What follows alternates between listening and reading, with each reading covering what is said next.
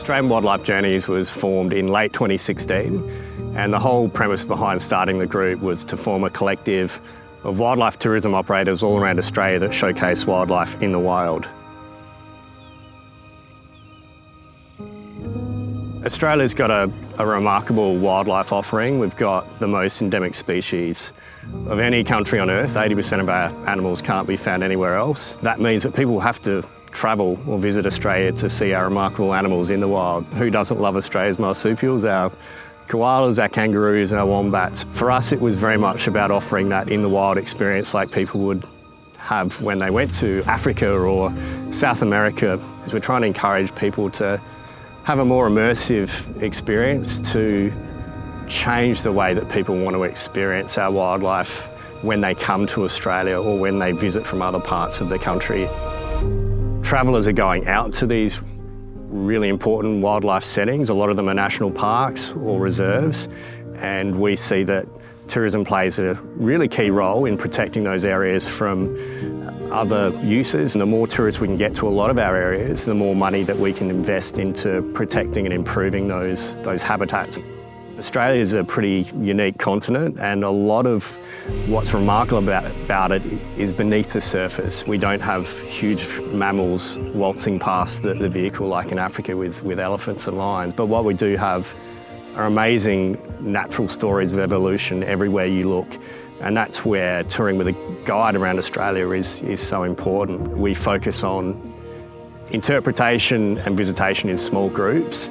And when you are seeing our wildlife in wild settings, it's the optimal way to do it. One, you're getting more time with the guide and you're able to converse with them more as a conversation rather than a commentary. In addition to that, it obviously increases your opportunity to see a wider variety of animals when you're in those small groups. We know that we can provide a richer experience, and a lot of that is in relation to the communities that we're going out to visit. It's those connections with those local characters that people really remember when they get back from their trip, but it's also matching that with that warm hospitality that Australians are known for.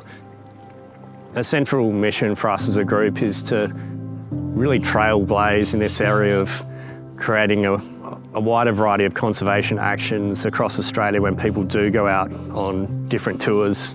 Different activities that we offer for guests when they're on trips range from tree planting. It could be wildlife atlasing or citizen science, where we're going out and we're tracking what different native animals that we're seeing, particularly those that are vulnerable or endangered species. Citizen science is something that's becoming more ubiquitous in the tourism landscape.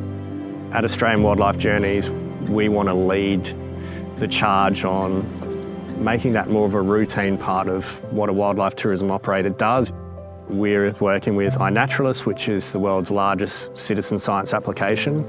Every observation that we make gets funneled through that Atlas of Living Australia, and that's used as a really important database for policy or decision makers in determining all sorts of important decisions that affect our ecosystems and wildlife. One of the surprising things for our guests is how much they enjoy getting their hands dirty, pulling out weeds. It might be planting a tree. Once people get involved and they see the enormous impact of not only those issues, but how their actions can transform a beach or they can transform a habitat, they want to do more.